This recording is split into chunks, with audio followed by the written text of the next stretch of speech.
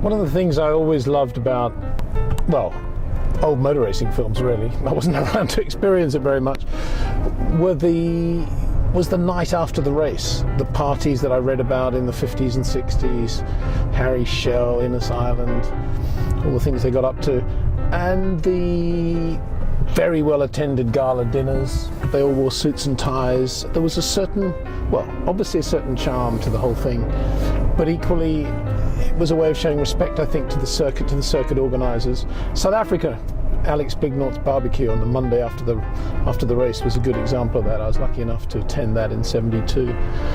But these days, everybody rushes off. Can't wait to get away. Indeed, by the time the plane lands at the circuit before the race, already the discussion is, how are you leaving? What are your plans? What are your exit plans? Helicopter, police escort, whatever it is, got to get back. And I'm sure they do all have to get back. Bernie Ecclestone started it all, I think. 74 US Grand Prix at Watkins Glen.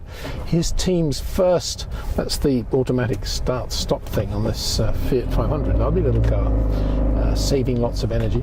Ecclestone's team finished first and second, Carlos Reutemann and Carlos Pache. And I remember Carlos telling me he's on the podium wondering where Bernie was, and one of the mechanics said, oh, he left 20 minutes before the end of the race, get to the airport, had to get back to England. 1-2 finish, wasn't there to see the checkered flag. But anyway, that's the Formula One way of life.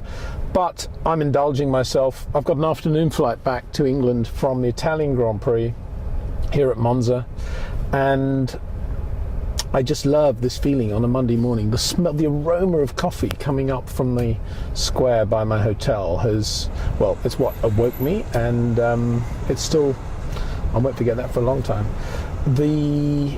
And it's a beautiful sun. It's been a gorgeous weekend.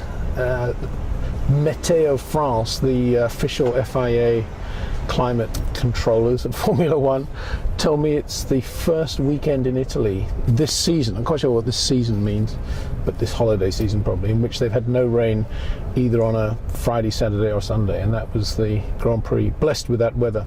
But what I'm going to do now is drive back to the track, because I just want to see and touch and feel a little bit of what Monza's like without all the extravagance that comes with Formula One, and just to see what's going on there. I love that scene. I know you're predicting what I'm going to say already, but I love that scene at the end of Grand Prix when James Garner walks back to the track, or goes back to the track, and the closing scene of the film indeed is James Garner walking back, litter blowing everywhere. Lovely Maurice Jarre theme tune, da, da, da, da, da, da, da. And he goes off into the distance. I'll never forget that. I've never forgotten that, and I'm by no means going to enact that in any way at all, but I do want to see what it's like in the Monza pits without all the motorhomes, and what it's like on the Monday after. So I think it'll be interesting. I love driving in Italy, I must say. It's amazing how much slower the drivers are these days, just a function of the being in the EU and health and safety and all the regulations and the massive fines now that come from traffic infringements. But it wasn't that long ago when everybody drove around at 60-70 miles an hour, never stopped for red lights, and traffic jams were there to be used as chicanes rather than something in which to sit. Lots of bicycles everywhere, but that's good. No helmet requirement, of course, and still lots of very cool kids on Vespa scooters and bikes and very big motorbikes. They love bikes in Italy. Just going over the main, one of the main autoroutes here, which runs up to Lake Como actually. Beautiful. I can only imagine what it's like up there on a day like this. At Lake Como, of course, where a lot of the Grand Prix drivers used to stay at the Villa d'Este. Graham Hill, Jackie Stewart, Ronnie Peterson certainly was staying there, sadly, in the year in which he lost his life here at Monza. I remember talking to him at the car park at Monza, at the track, as he was waiting for one of his mates to go back up to the Villa d'Este. He had a Rolls Royce, as many of the drivers did in those days. They all borrowed Rolls Royce from Achille Motors. Ronnie had his, and I remember chatting to him. He was actually sitting in the trunk of his Rolls Royce with his knees up under his chin, and he was just talking about how much he was looking forward to 1979. He'd just signed to drive for McLaren, and about the new ground effect McLaren, which was going to make Concorde looked like a London bus. That was the phrase that everybody was throwing around at the time.